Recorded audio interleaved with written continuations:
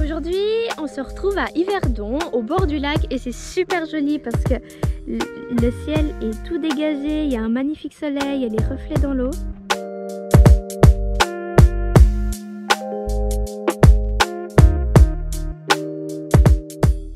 Aujourd'hui, j'aimerais pouvoir vous parler de quelque chose qui est assez important, je pense, faire un lien entre la psychologie et la spiritualité. Donc je vais vous lire un petit passage que pasteur Paul Goulet a dit.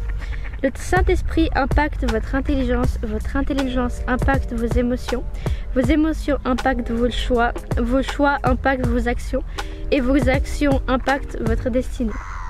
Et en fait, en reprenant ça, on remarque qu'en fait tout commence par l'Esprit de Dieu, tout commence par ce que lui il va faire. Et ça on peut le voir dans Genèse 1 verset 2.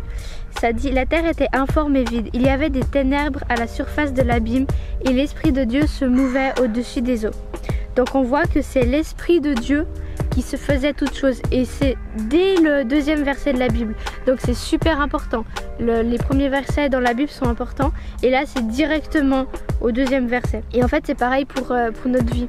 Le Saint-Esprit il commence par agir sur nos émotions, pour que ça renouvelle notre intelligence, et ça on peut le voir dans Romains 12 verset 2. Ne vous conformez pas au siècle présent, mais soyez transformés par le renouvellement de l'intelligence, afin que vous discerniez quelle est la volonté de Dieu, ce qui est agréable et parfait.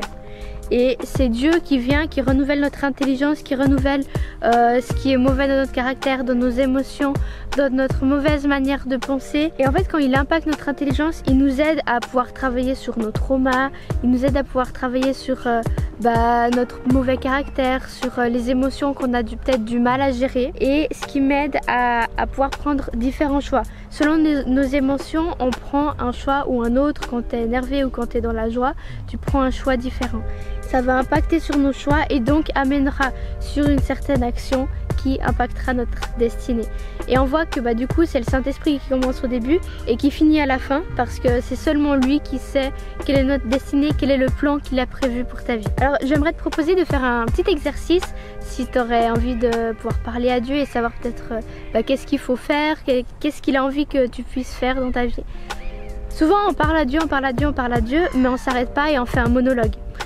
Je te propose de poser une question à Dieu, de lui parler et de te taire, de rester un moment dans le silence. Et généralement la première voix qui vient c'est la voix de Dieu, donc c'est dans tes pensées très souvent, et par-dessus une deuxième voix qui vient qui est plutôt de ton raisonnement, qui dit non mais ça c'est pas possible que ça vienne de Dieu.